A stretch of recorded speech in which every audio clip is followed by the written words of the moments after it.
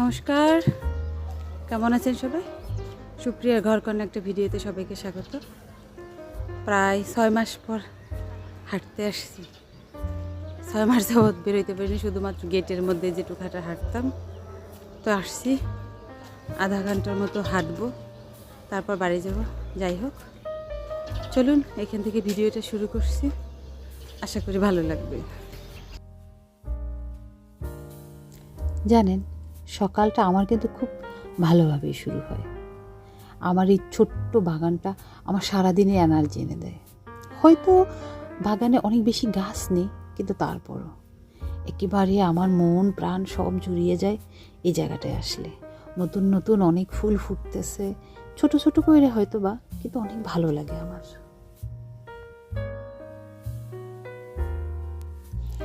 হেঁটে বাড়ি আসছি অনেকক্ষণ, এসে অনেক কাজ করলাম। উঠান একটু পরিষ্কার করলাম, ঝাড় দিলাম। আর একটা বিশেষ কাজ করলাম, সেটা এবারে এখানে হচ্ছে আরও কিছু ওই যে আছে পাট গাছ হয়েছিল, সেটা একটু পরিমাণে বড়ই হয়েছিল বেশি, তো ওইটার বিচি হয়েছে। আমি অনেকগুলো বিচি সংরক্ষণ করছি,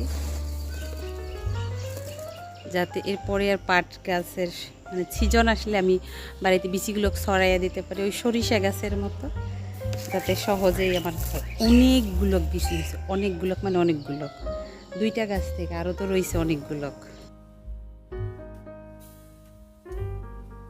এই পাশে কিছু টমেটো গাছ হয়েছে, বড়ও হয়ে গেছে। ওদের কিন্তু এখন সাপোর্ট দেওয়া দরকার। আমি সাপোর্ট দেওয়ার জন্য রাখছি। এখানে কিছু সরিষার বীজ ফেলে রেখেছিলাম, এখন ভালো বড় হয়েছে, শাক খাওয়ার মতো উপযুক্ত হয়ে গেছে। আজ সকালে একটু অন্যরকম খাবার খাবো। ফ্রিজে অনেক ধরনের ফল সবজি আছে, সব সবজি থেকে একটু একটু করে নিয়েছি। একেবারে একটা কালারফুল সালাদ করে ফেলছি, এটা সকালবেলায় আমি খাবো।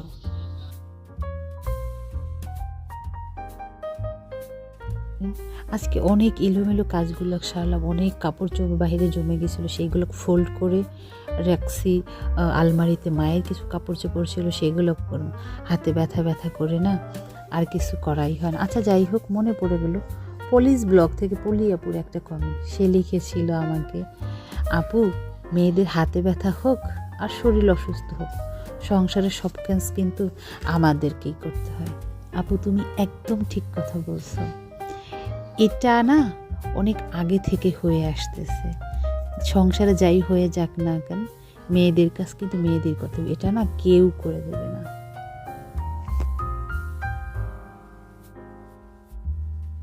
মন খারাপ করে লাভ নেই, খুব ঝটফট করে না রান্নাগুলো সব শেষ করে নিলাম। ভাবছি একটু বের হব।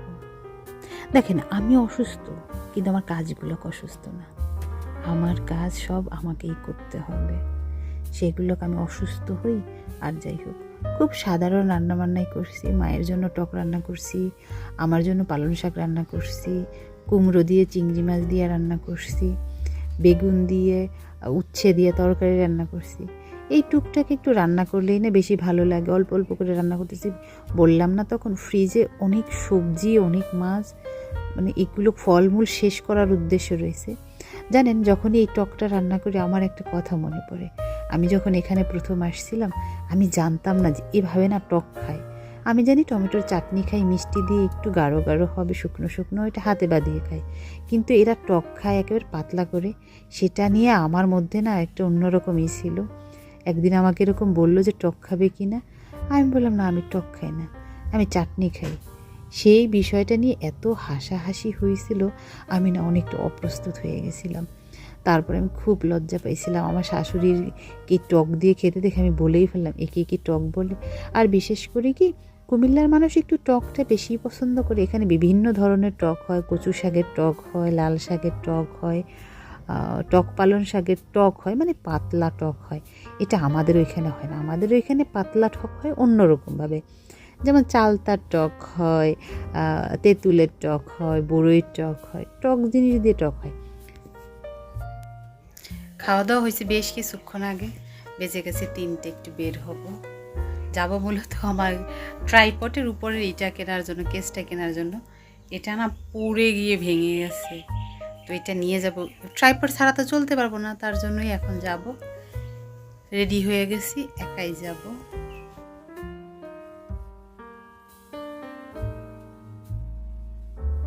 পুর টাইমে বের হলে না একটা ভালো সুবিধা, সেটা হচ্ছে রাস্তাঘাট কিছুটা হলেও ফাঁকা থাকে। চলে এসেছি সত্তার মার্কেটে। এখানে আমার একটু কাজ আছে, মূলত আমি এখান থেকে ট্রাইপডের এটা নেওয়া হবে এই দোকান থেকে।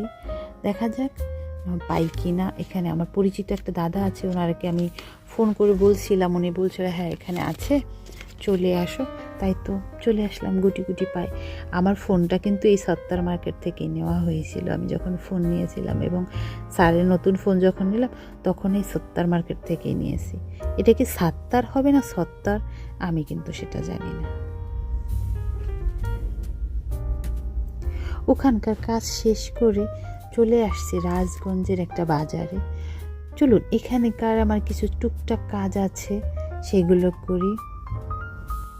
এখানে না আমার টুকটাক কেনাকাটা থাকে, আর এই টুকটাক কেনাকাটা না সহজে হয় না, তার জন্যই না চলে আসছি। আর আমি লিখে লিখে নিয়ে আসছি এই কাজগুলো, তাকে বললে না তার সেই বিরক্ত হয়ে যায়, আর আমি এই জন্য বলতেও চাই না। আমি মনে করি যে আমার এই টুকটাক কেনাকাটা আমারই করা ভালো। চলুন এখানকার কাজ আমার শেষ, বাড়ির দিকে এখন যাব। ছাড়েও না চলে আসছে, সে তার অফিস শেষ, আমার সাথে একসাথেই যাবে। আসলাম মাত্র বাইরে থেকে, আইসা আমিও ফ্রেশ হইলাম। আসার সময় সেও আমার সাথে আসছিল, কিন্তু সে আসার পরে 5 মিনিট ওয়েট করতে পারে না, তার আবার ডিসি অফিস থেকে ফোন আসছে, আবার চলে গেল। আমি আসার সময় জানেন কত ধন্যবাদ দিলাম ডিসি অফিসকে, সরকারের কিছু নিয়মকে, যাকেরা একটু বুঝছে ভালো মন্দ, একটা গিফট দিছে, যেটা আমাদের মতো মহিলাদের যারা রান্না করতে ভালোবাসে তাদের জন্য ভালো লাগবে। সেইটা আবার এক্ষুনি বের হয়ে গেল, সেই মাত্র গেল, আইসা 5 মিনিটও বসে নেই, আবার রিটার্ন চলে গেল। কি আর করার, আমি আসছি এখন সন্ধ্যা দেবো, ঘর দর ঝাড় দিয়া, তারপরে একটু। একটা সময় ছিল আমি না খুব ড্রাই কেক পছন্দ করতাম, আর এখন এত বেশি মিষ্টি খেতে ভালো লাগে না, বয়সের সাথে সাথে মনে হয় রুচির চেঞ্জ হয়, সেটাই যা দেখলাম।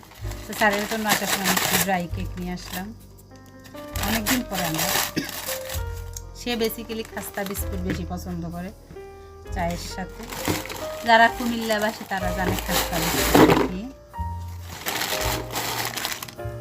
আমি একটু খাবো ইচ্ছে করছি যেহেতু, আর খাস্তা বিস্কুটও আনছি, একটু শুটকি নিয়ে আসছি, আর আমি আমার কিছু কেনাকাটা করছি, কিছু কসমেটিক্সের দরকার ছিল। পরে দেখাবো গিফটটা, কি গিফট আনছে স্যারে আমার জন্য। এই গিফটটা দিয়েছে ডিসি অফিস থেকে। জানেন দেখেই না আমার মনটা অনেক ভালো হয়ে গেছিল। স্যারে যখন নিয়ে আসছে আমি বললাম যে কী ব্যাপার, এটা কেন? আমি মনে করলাম সে বুঝি কিনছে, সে বললো যে না এটা ডিসি অফিস থেকে একটা গিফট দেওয়া হলো। আমি বললাম যাক, ওনারা বুঝছে মেয়েদের কাজে লাগবে, কারণ কাফ মগ এগুলো দিয়ে কোনো লাভ নাই, একটা কাজের জিনিস দিয়েছে। আমার খুবই পছন্দ হয়েছে, সাইজে একটু ছোট, কিন্তু গিফট তো যেমনই হোক আমার এতে কোনো আপত্তি নেই। স্যার এইটা আমার হাতে দিয়ে বলে, তো এটা তো তোমার অনেক মনের মতো উপহার হয়েছে, তো তুমি তো পাইলে তোমারটা, আমি কি পাবো? তাই ভাবলাম ঠিক আছে, ঝামেলা কম, এমন কিছুই তৈরি করে দিই তাকে, যে ভাবা সেই কাজ। চলে আসলাম, চায়ের কাপে 2 কাপ চাল ভিজিয়ে রাখলাম, ঘরে না চালের গুঁড়া নাই।